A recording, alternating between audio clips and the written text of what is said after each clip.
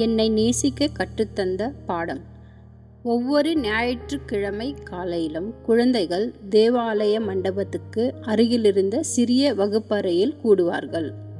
சுவர்களில் கைப்பணியாக செய்யப்பட்ட படங்கள், அட்டவணைகள் மற்றும் மங்கிய வேதாகம வசனங்கள் அலங்கரிக்கப்பட்டிருந்தன. பெரும்பாலான மாணவர்களுக்கு ஞாயிறு பள்ளி வழக்கமாக ஒன்றாக இருந்தது. ஆனால் டேனியலுக்கு அது அமைதியாக வந்து தனது எண்ணங்களை தன்னிடமே வைத்திருக்கும் இடமாக இருந்தது. டேனியல் கடைசி வரிசையில் உட்கார்ந்தான். அவன் கஷ்டமான குழந்தை என்று அறியப்பட்டான். சுலபமாக சண்டையிடுவான், கடுமையாக பேசுவான், மற்றவர்களிடமிருந்து தன்னை விலக்கிக் கொள்வான். ஆனால் யாருக்கும் தெரியவில்லை, டேனியல் ஒரு கனமான மனதை சுமந்திருந்தான். வீட்டில் அன்பு குறைவு, வார்த்தைகள் கூர்மை, நம்பிக்கை அடிக்கடி உடைந்தது. அன்று ஞாயிற்றுக்கிழமை அவர்களின் ஆசிரியையான திருமதி தாமஸ் பலகையில் ஒரு வசனத்தை எழுதினார். நீங்கள் ஒருவரில் ஒருவர் அன்பாக இருங்கள், நான் உங்களில் அன்பாக இருந்தது போல நீங்களும் ஒருவரில் ஒருவர் அன்பாக இருங்கள் என்கிற புதிய கட்டளையை உங்களுக்கு கொடுக்கிறேன். யோவான் 13:34. பின் அவர் வகுப்பை நோக்கி, இந்த கட்டளை எப்படி புதியது என்று கேட்டார். குழந்தைகள் எளிய பதில்களை சொன்னார்கள். கருணையாக இருங்கள், உதவி செய்யுங்கள், பகிருங்கள் என்று. திருமதி தாமஸ் சிரித்து மென்மையாக கூறினார், இயேசு நேசிக்க என்று தான் சொல்லவில்லை, நான் உங்களை நேசிப்பது போல நேசியுங்கள் என்றார். அவர் கூறினார், இயேசு தன்னை ஏமாற்றியவர்களையும் மறுத்தவர்களையும் காயப்படுத்தியவர்களையும் கூட நேசித்தார். அவர் சொன்னார், அவருடைய அன்பு மனிதர்கள் தவறு செய்தாலும் நிற்காது. டேனியலுக்குள் ஏதோ மாறியது.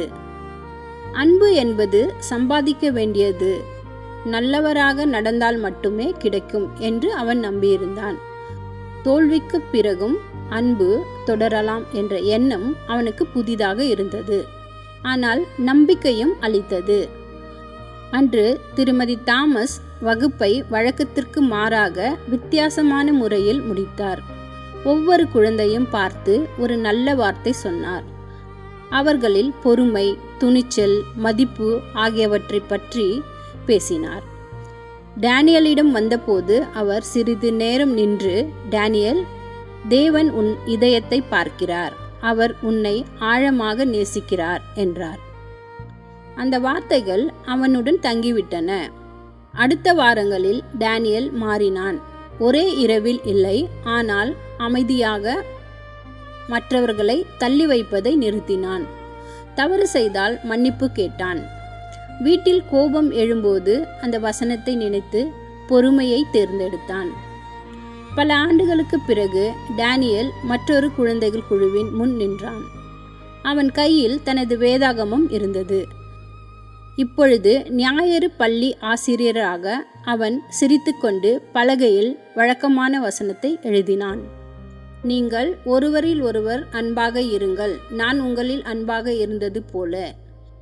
ஏனெனில் ஒரு ஞாயிற்றுக்கிழமை ஒருவரால் அவன் கற்றுக்கொண்டது அன்பு விட்டுவிடாது என்பதே. அந்த பாடம் அவன் வாழ்க்கையை என்றும் மாற்றியது. பாடம்: தேவனுடைய வார்த்தை அன்புடன் போதிக்கப்படும் போது அது மனதை மட்டும் அறிய செய்யாது, இதயத்தை மாற்றுகிறது. நீங்கள் ஒருவரில் ஒருவர் அன்பாக இருங்கள், நான் உங்களில் அன்பாக இருந்தது போல நீங்களும் ஒருவரில் ஒருவர் அன்பாக இருங்கள் என்கிற புதிய கட்டளையை உங்களுக்கு கொடுக்கிறேன். யோவான் 13:34.